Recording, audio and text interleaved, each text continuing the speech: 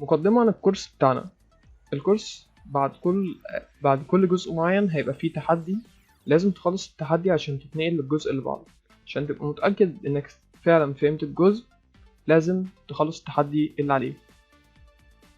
مش هينفع تاخد الكورس الا لما تطبق معايا، اذا كان تحدي او اذا كان شرح عادي. لازم تطبق عشان ما تنساش وعشان المعلومة تثبت. اي حاجة من حيث الموارد، الاصوات، الصور، اي حاجة احنا هنستعملها في الكورس هتبقى موجودة في كل محاضرة. اي جزء انت اوريدي عارفه تقدر تتخطاه عادي. مثلا لو انت عارف ايه الجمل الشرطية المستخدمة، او ايه الجمل الشرطية في سي شارب وكده وازاي بتتكتب، فانت مش لازم تشوف المحاضرة بتاعتنا. الكورس بيتم تحديثه، وفي المستقبل ان شاء الله ممكن تتم اضافة مشاريع تانية ليه، زي العاب تانية تعملها معايا.